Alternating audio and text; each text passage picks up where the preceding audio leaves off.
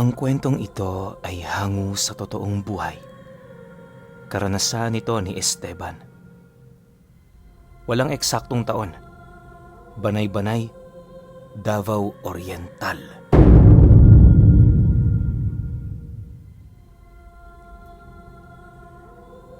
Itong mga panahong ito, kasalukuyang naghahanda ang pamilya ni Esteban sa papalapit na unos sa kanilang lugar. Kaya nahuli sila noon sa paghahanda, gawa ng noong payapa pa ang langit, hindi nila inaakalang totoo ang usap-usapan ukol sa paparating na bagyo. Kung hindi pa nila noon napansin ang karamihan sa mga kababaryo nilang abalang-abala sa pagtatali at pagpapanday, hindi pa sila noon gagalaw. Marami silang mga inaalaga ang hayop, kung kaya't imbis na bahay nila ang kanilang unahin, inuna nila ang kwadrang pagtataguan ng mga ito. Kahit pabugso-bugso na noon ang ulan, patuloy pa rin sila sa pagpapanday. Kinahapunan, napakadilim na ng buong paligid. Masyadong makapal na rin ang ulan para masipat pa ang unahang bahagi ng kanilang bahay. Dahil sa biglaang paglakas nito, nagdesisyon siya at ang kanyang ama na paunahin ng palikasin ang nanay niya at yung mga kapatid niya. Wala naman kasi yung naitutulong maliban sa paghihintay sa kanila. Nang marinig naman ng mga ito ang kanilang sinabi, dali-dali naman yung tumungo sa bahay ng kapatid ng tatay niya. Mag-aalas 7 na noon ng gabi, patuloy pa rin sila sa kanilang ginagawa. Bagaman unti-unti na noong lumalakas ang hangin, hindi pa rin nila tinatantana ng kwadra hanggat hindi pa yun gaanong maayos. Matapos namang mailagay ni Esteban ang kabuoang bubong ng bahay, nagmamadali naman siyang bumaba para tulungan ang tatay niyang kasalukuyang nagpapanday ng pinto nito. Pagsilay naman ito sa kanya, imbis na magpatulong yon, nag-abiso ito sa kanya na puntahan ng mga alaga nilang hayop. Pagkarinig naman niya sa sinabi nito, hindi na siya nagdalawang isip na sundin ang nais nitong mangyari. Sa isip-isip niya, hindi naman kalayuan ang kinaroroonan ng mga ito, kaya na may magiging madali para sa kanya na yon ay mapuntahan. Pero dahil sa napakakapal na ng ulan, medyo nakakaramdam na siya noon ng kaba, lalo pat ilang metro ang layo ng pinagtalian nila ng mga hayop sa kwadrang ginawa nila. Sa pagdating niya noon sa kinaroroonan ng kanilang mga alaga, bumungad yun sa kanyang nagtatago sa mga nangpunong pilit ng inililipad ng hangin. Dahil dito, agad naman niya yung kinuha, sabay takbo pabalik sa kwadrang kinaroroonan ng kanyang ama. Pagdating naman niya sa lugar na yon, agad naman niyang ipinasok ang dala niyang mga hayop para balikan pa ang iba. Sa halos 5 beses na pabalik-balik roon ni Esteban, hindi niya maipagkakaila ang lamig na unti-unting nanunuot sa kanyang sistema.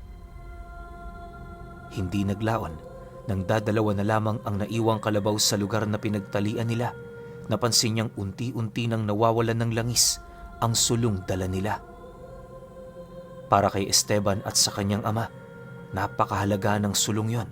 Gawa ng maliban sa ito ang magbibigay liwanag sa kanilang dinaraanan, ito rin ang makakapag-iwas sa kanila sa anumang panganib na maaaring maidulot ng delubyo. Makalipas pa ang ilang minuto, habang binabagtas na niya ang daan patungo sa kinaroroonan ng 2 kalabaw, bahagya naman siyang natigilan matapos siyang makarinig ng isang napakagandang tinig. Hindi niya mawari kung saan yon ang gagaling, pero pakiramdam niya, sumasabay yon sa unos ng bagyo. Maya-maya pa, nang akmang magpapatuloy na siya sa kanyang paglalakad, laking gulat na lamang niya nang masipat niya ang isang damo na biglang nagliwanag. Sa isang iglap, sumibol sa pinakagitnang bahagi nito ang isang maliit na bulaklak kung saan sa hindi inaasahang pagkakataon, bigla naman yung tinamaan ng kidlat ng 3 beses. Hindi mawari ni Esteban kung ano ang kanyang nakita pero malakas ang kutob niya Hindi yun pangkaraniwang bagay. Ang ginawa niya, nilapitan niya ang bulaklak at kasabay nito ang pagsilay niya sa isang kulay asul na bato na halos gabuti lang ang laki. Walang sabi-sabi, agad naman niyang kinuha ang bagay na yon, sabay takbo patungo sa kinaroroonan ng kanilang mga alagang hayop.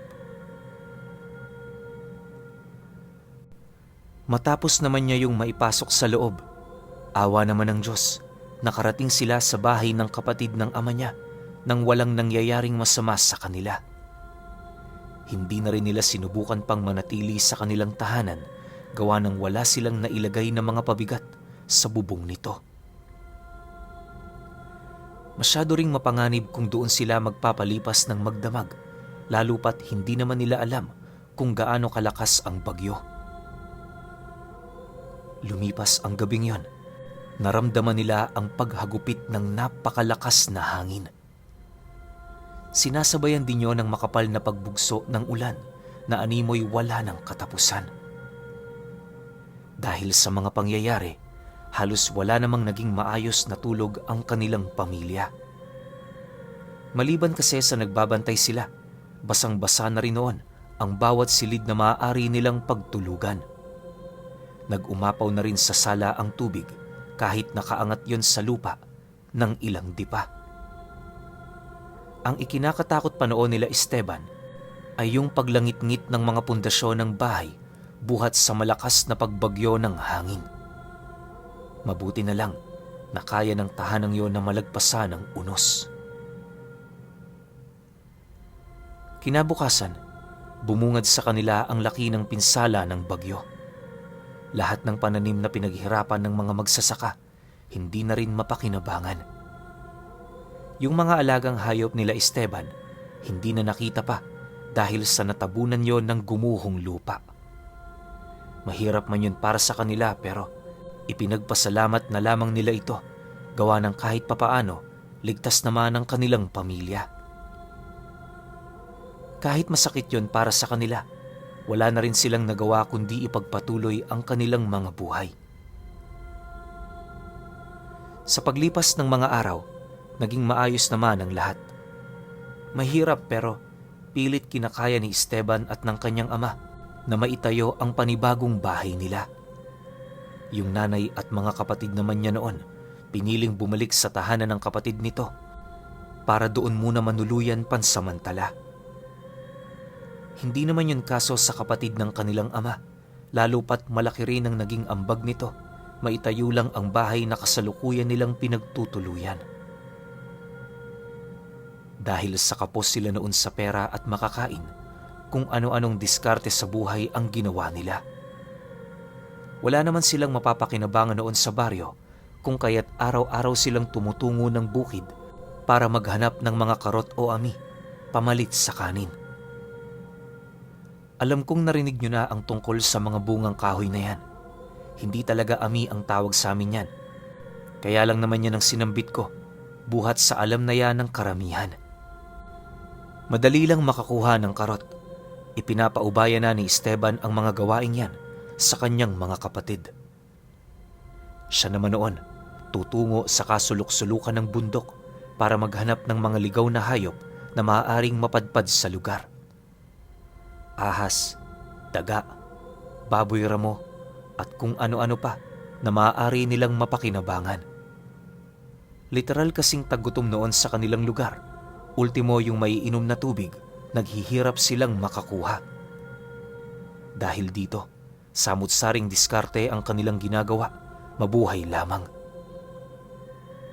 Sa problema sa tubig, kung hindi tubig na nanggagaling sa katawan ng buwal na puno ng saging ang kanilang kinukuha, nag-iigib sila sa ulan. Para masigurong malinis naman ito, pinapakuluan nila yon. 2 araw pa noon ang lumipas magmula noong hinagupit sila ng bagyo, kung saan-saang lupalop na si Esteban nakarating. Ang ipinagtataka niya noon, sa halos araw-araw niyang pamumundok, tila bang hindi man lang nabubugbog ang kanyang buong katawan. Yung mga galos niya mabilis din namang naghihilom kahit paulit-ulit yung nadudumihan. Ayon nga kay Esteban na minsan na siyang natinik ng piraso ng kahoy kung saan ang malaking parte nito hindi na niya nagawa pang matanggal. Pero pagmulat niya noon kinabukasan, nasipat niyang wala na ito. Yung sugat na nilikha nito, magaling na rin. Dahil sa mga ganoong kamanghamanghang pangyayari, nagpasya siya noong ipatingin sa kanyang ama ang batong kanyang nakuha. Nag-aalangan man siya noong ipakita yon, pero dala ng kanyang kuryosidad, napilitan siyang gawin ito. Sa maniwala kayo o hindi, pagsilay doon ng kanyang ama, inilahad nito sa kanya, wala yung pinagkaiba sa isang pangkaraniwang bato. Bagaman nakikita niyang nagliliwanag ito, tila bang bigo itong masilayan ng kanyang ama. Sa puntong yon, unti-unti nang nakumpirma ni Esteban, hindi nga pangkaraniwan ang batong kanyang nakuha. Isang hapon, habang umaakit siya noon sa bundok, nakasilay siya ng isang malaking banakon sa gilid ng daan. Nang matunugan naman ng ahas ang kanyang presensya, nagpumilit naman yung lumayo sa kanya.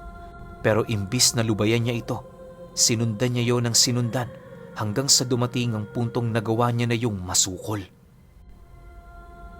Upang hindi siya nito matuklaw, gumamit siya ng isang mahabang patpat panghuli rito. Subalit, nang akmang dadakutin na niya ang ulo ng ahas na yon, bigla naman yung nakawala mula sa pagkakadaga ng patpat at kasabay nito ang walang pagdadalawang isip nitong pagtuklaw sa kanya.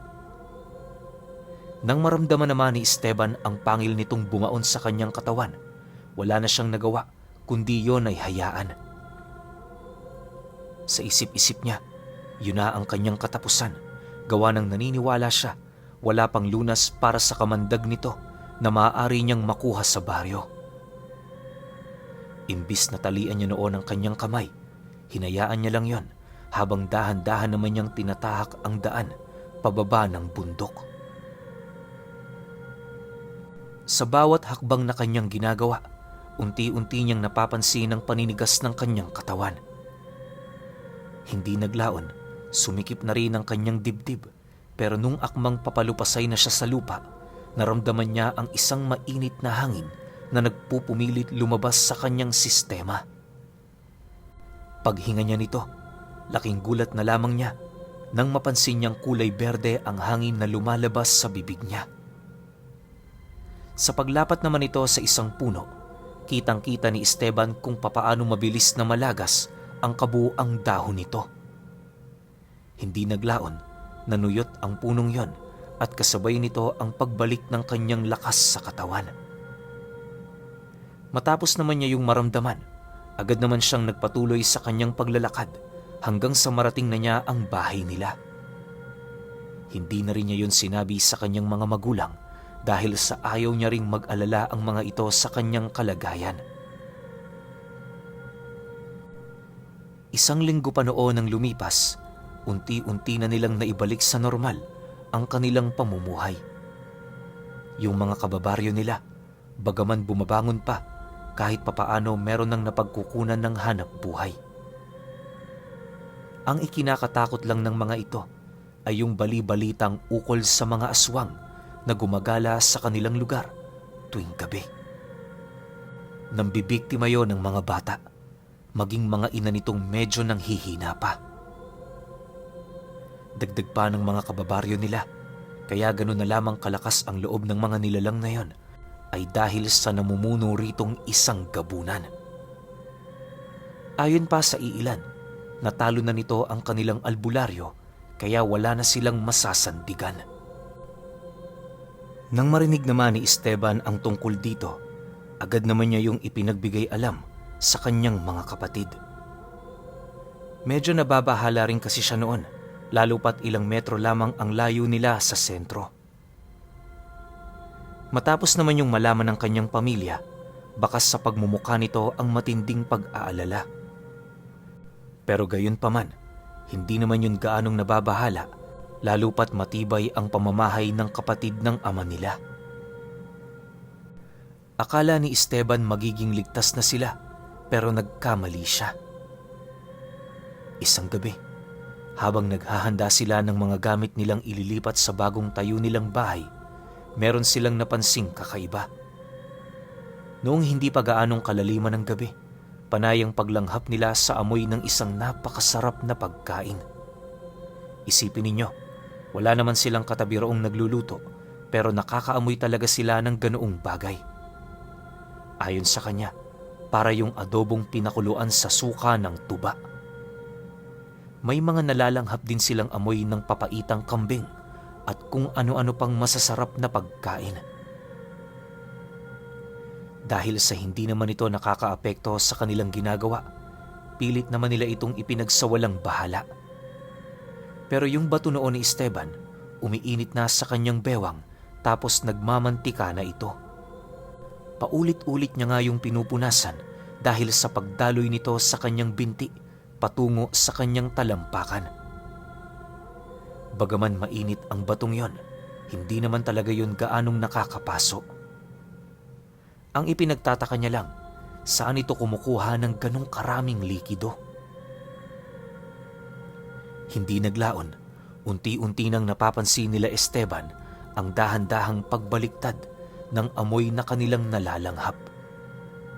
Sa isang iglap, bigla na lamang silang binalot ng napakasangsang na amoy na halos ikausog naman ng kanilang mga sikmura. Habang binabalot nito ang tahanan nila, unti-unti naman nilang naririnig ang mga pag-aangil sa buong paligid. Sinasabayan din yon ng mga kakaibang tunog, kagaya ng sigaw ng isang lalaki, parang mamamatay na iyak ng babae, tapos ang nakakapangilabot sa lahat, ang iyak ng sanggol na parabang kakasilang pa lamang. Dahil sa pangyayaring yon, dali-dali namang lumabas ng silid ang kapatid ng kanyang ama, bitbit ang sundang nito. Yung padre de pamilya naman nila, kumuha na rin ng armas, habang paulit-ulit yung nagmumura. Sa paglabas ng dalawa sa bahay na yon, wala naman yung nasilayan sa buong paligid. Bagaman alam nilang merong umaaligid, hindi sapat ang kanilang mga paningin para magawa nila yung masilayan. Maya-maya pa, nang mapagtanto nilang wala na ang mga nilalang, nagdesisyon na silang bumalik sa loob ng bahay. Subalit sa puntong sinarado nila ang pinto, bumalik na naman ang mga kakaibang pag-aangil. Dahil dito, nagpasya na si Esteban na siya na lamang mag-isa ang lalabas. Ayon sa kanya, hindi naman talaga yon makikita ng dalawa, lalo pat hindi bukas ang kanilang mga ikatlong mata. Dagdag pa niya na, likas na sa mga aswang ang magkaroon ng sabulag sa kanilang mga katawan. Pagkarinig naman ng mga ito sa kanyang sinabi, wala naman yung nagawa kundi ang sumang-ayon sa kanya. Matapos naman ang kanilang pag-uusap, dahan-dahan na siyang lumabas, bitbit ang sundang ng tatay niya. Yung bato ring ginawa niyang habay, inilagay na niya sa kanyang kamao sa paniniwalang mabibigyan siya nito ng hindi kapani-paniwalang lakas. Nang makalabas na siya noon sa tahanang yon, bumungad sa kanya ang 10 nilalang na nakaupo sa bawat sanga ng punong kanyang nakikita.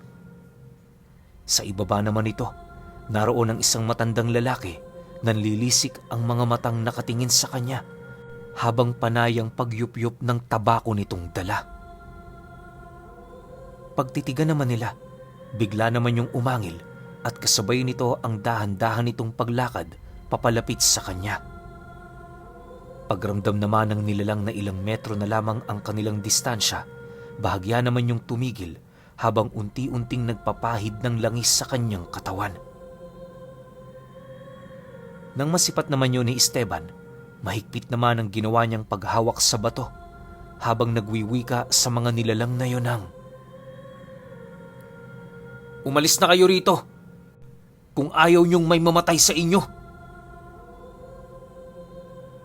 Nang marinig naman ng gabunan ang kanyang sinabi, ngumisi lang naman ito habang sumasagot sa kanya ng,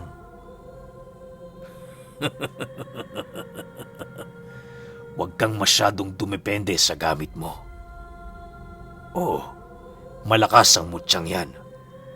Pero sa taong kagaya mong walang karanasan, hindi rin yan kapaki-pakinabang. Matapos naman itong makapagsalita, bigla namang bumuka ang malalapad nitong pakpak at kasabay nito ang mabilisan nitong pagsugod sa kanya. Nang masipat naman yon ng mga kasama nitong aswang, sumunod na rin yon para pagtulungan siya. Subalit, nang akmang malapit na sila sa kinaroroonan ni Esteban, nasipat nila itong sinenyas papaikot ang kanyang sundang at kasabay nito ang pagramdam nila sa oras na unti-unting bumabagal. Hindi nila mawari pero sa puntong yon, nasisipat nila ang sundang nito na parabang isang purong kidlat na mabilis na bumabalik sa orihinal nitong anyo. Pag-unday naman ng gabunan ng saksak sa kanyang katawan, laking gulat na lamang nito nang maging isang purong lupa ang katawang inakala niyang kay Esteban. Sa isang iglap, naramdaman naman niyang nasa likuran na niya ito, naghihintay na lamang na yon ay matunugan niya. Bago pa man siya roon makaharap, bumaon sa kanyang dibdib ang sundang na hawak nito. Sinubukan niya pang kumawala rito pero bigo niya yung magawa dahil pakiramdam niya merong umusling tinik na pabaliktad ang sundang na yon. Subalit paghawak na pagkahawak ni Esteban sa balat ng nilalang, naramdaman na lamang nito ang animoy pagkawala ng pinsala nitong natamo.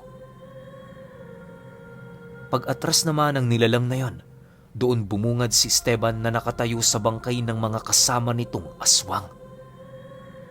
Sa pagtitigan naman nilang dalawa, nakangisi naman siyang nagwika rito ng, "Inaalay ko ang buhay ng mga kasama mo, kapalit ng kaligtasan mo. Hangad kong ikaw ang huling mamatay para maunawaan mo ang sigalot na ginagawa mo rito sa aming baryo. Hindi mo ako kaya, ni ang mutyang tangan ko." Nang marinig naman yon ng gabunan, umangi lang naman ito at kasabay nito ang buong puwersang pagsugod sa kanya.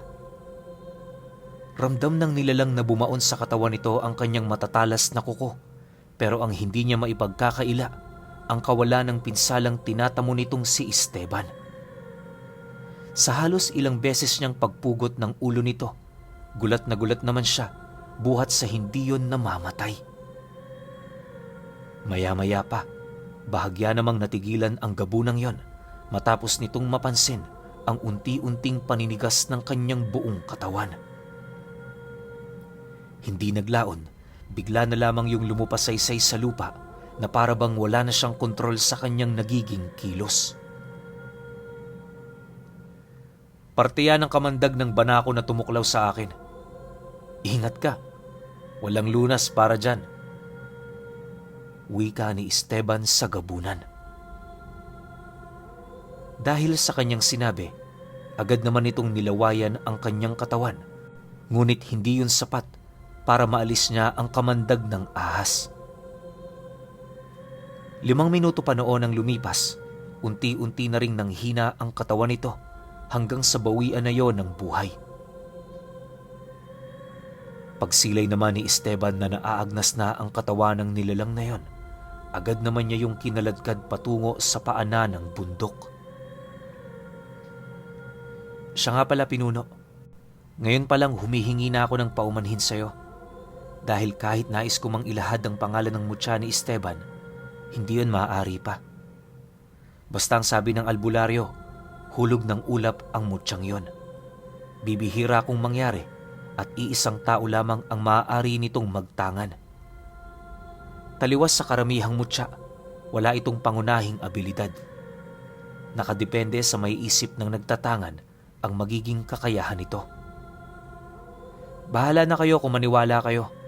Pero ang mutyang yon, kayang gawin ng lahat ng maaaring gawin ng pangkaraniwang mutya. Lahat din ng pangkaligtasan ay saklaw nito, na kahit ang nagtatangan ay walang kaalam-alam na pinagbabalakan na siya ng masama, makakaligtas pa rin siya kahit ang nagbabalak pumatay sa kanya, maraming daladalang pambasag mutya. Isa yun sa mga dahilan, Pinuno, kung bakit napaka-espesyal ng mutya ni Esteban.